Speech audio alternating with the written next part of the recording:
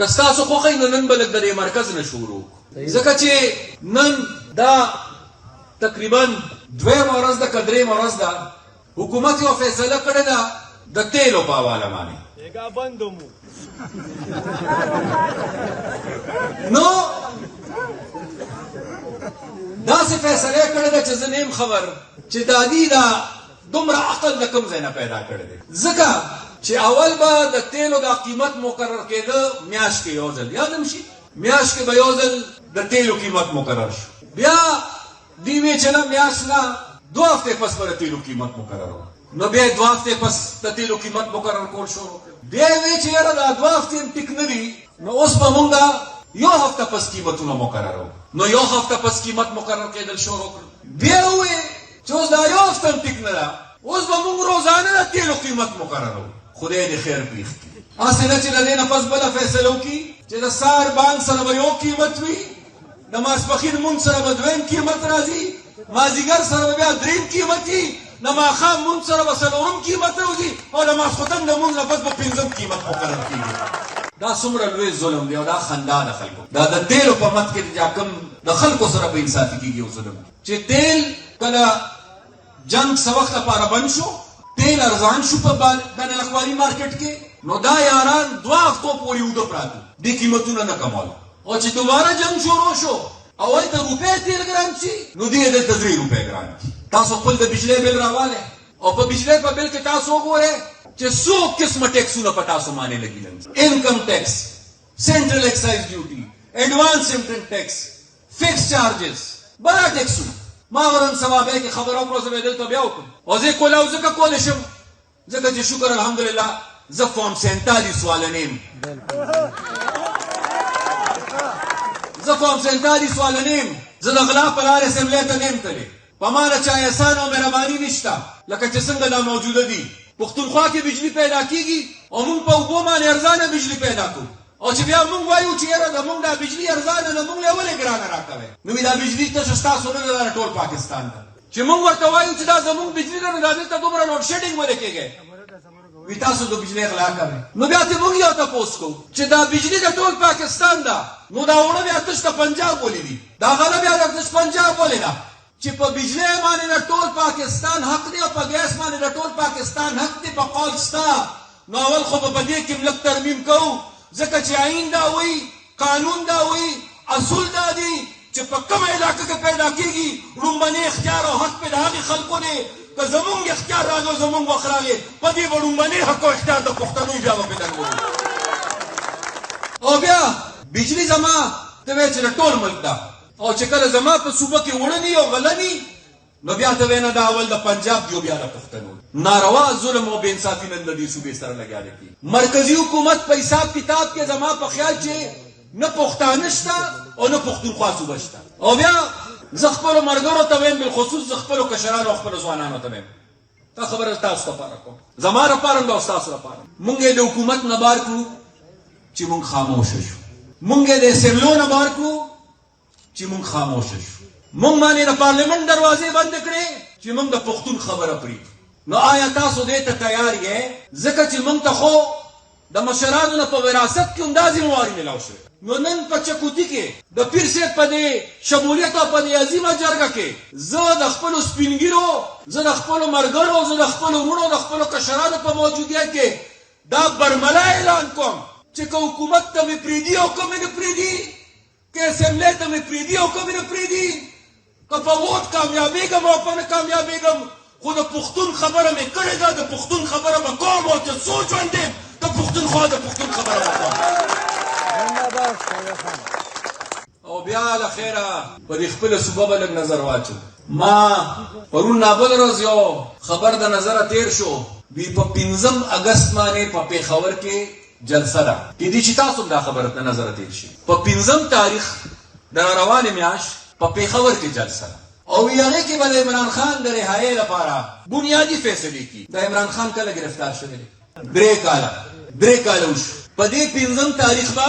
3 کاله پوره شي هغه 3 کاله داسې په جیل کې دی دی یارانو 3 کاله مخکې د هغه په نوم ووټ اخیستی دا ووټ دی له خلکو ورکړی و که دا ووټ یې ولې عمران خان په نوم ورکړی 3 کاله مخکې خلکو ته وایي چې عمران خان به رها کوو ووټ راکړي 3 کاله وشو عمران خان جیل کې دی او هغه په پنډۍ کې قید دی او دی به په پېښور کې جلسه کوي او په هغې کې به فیصله کوي چې عمران خان به څنګه رها کوي سوچ وکړئ تاسو دا د سوچ خبره ده او پکار دی چې د پی ټي آی کارکن په دې سوچ وکړي چې چا ووټ ورکړی دی هغې دې پې سوچ وکړي چې د چا دپاره یې ترې ووټ غوښتی و هغه نن هم جیل کې دی او نن هم دې احتجاج چېرته کوي په دې صوبه کې یار وره دلته څه له احتجاج کوی عمران خان رها کول غواړی ایمان تیر کې پنډۍ کې احتجاج وکړي پنجاب کې احتجاج وکړي پښتنو خو ووټ درکړی دی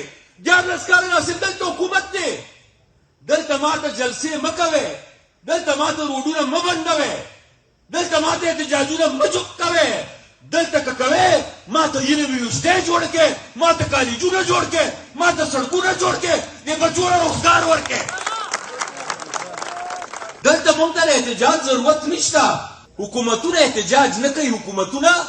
خدمت کوي دا ماشومان خو یا ډېر واړو او بعضې پیدا هم نو چې کله زه حکومت کوم دا چې ډېر ماشومان خو چې زه هغه 15 کاله حکومت کوم او تاسو کې د چا یاد شي نو ما هغه وخت احتجاج کو او که ما د دې خاورې خدمت کو ما هغه وخت احتجاجي جلسې کولې که ما یونیورسټۍ جوړولې ما هغه وخت روډونه بندول که ما کالجونه جوړول ما هغه وخت موټروې بندوله او که ما تاسو نه د ریسکیو 112 د امبولانسو بندوبست کو دا ډېره د افسوس خبره ده چې 14 کاله داسې د دې حکومت دی او 14 کاله کې نن هم حالات دا دي چې د پښتنو امن نصیب نشو د پښتنو په خاوره نن هم دهشتګردي او بدامني ده 14 کاله داسې د دې حکومت دی زمونږ د هسپتالونو حالات نن هم خراب دي 14 کاله داسې د دې حکومت دی یونیورسټو سره نن د خپل تنخواګانو لپاره پیسې نشته 14 کاله داسې د دې حکومت دی او د دې صوبې قرضې کمې نه شوې بلکې د دې صوبې قرضې سیوا شوې 14 کاله داسې د دې حکومت دی سرکاري سکولونو کې چې کوم بچي بار دي د سکول نه بار دي د هغې تعداد کم نه شو د هغې تعداد سیوا شو 14 کاله داسې د بېروزګارو ځوانانو تعداد کم نه شو د بېروزګارو ځوانانو تعداد سیوا شو 14 کاله داسې د مردان هسپتال منصوبه نیمګړې پرته ده 14 کاله داسې دا بجلي وه صدر صاحب وی دا بجلی دا ماوینا دا بجلی وه او دا اوس جنریټر دی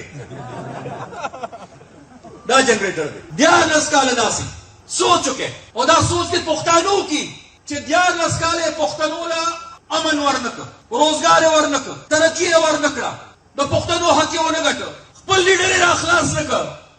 ای رهایي خو لویه خبره څومره وخت شو چې د صوبې وزیر اعلی د خپل لیډر سره ملاقات نشي کولی او ما ته دلته احتجاج کوي ما ته دلته سړکونه بندوي نو لہذا نن که زه میدان ته راوتی یم او نن که تاسو دې میدان ته راوتی نو دا وضاحت ضروري ګڼم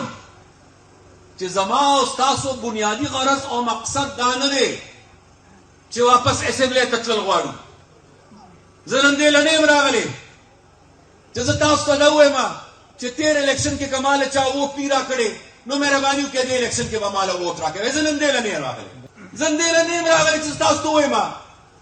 چې اسمبلی نه کله داسې بار شوی یم نو ډېر بېقرار یم ما واپس اسمبلی ته ولېږئ زه نن دې له نه راغلی زه نن دې راغلی یم چې 14 کاله داسې د چا حکومت دی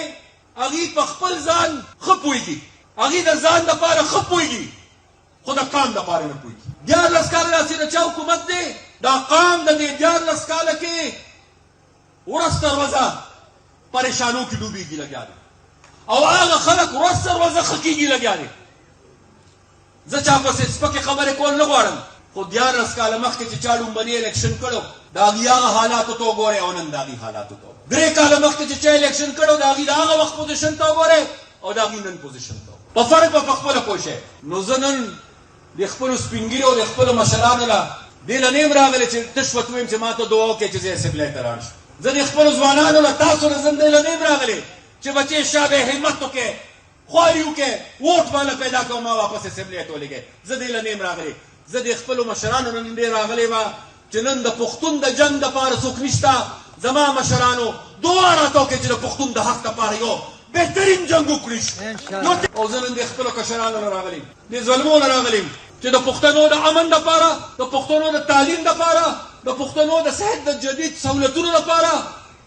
د پښتنو د ودانۍ آبادۍ او ترقۍ او د روزګار دپاره او د پښتنو د روښانه مستقبل دپاره نن په دې میدان کې څوک نشته زه نن دې نه راغلیم چې دې میدان ته به شریک کوزیږو او د پښتون د حق جنګ به کوو په شریکه انشاءالله مونږ چې دا جرګې کوو دا د دې غرض دپاره مونږ چې ځان له نوي ملګري ګورو دا د دې غرض دپاره مونږ چې ځوانان منظم کوو دا د دې غرض دپاره مونږ چې عوامي رابطې کوو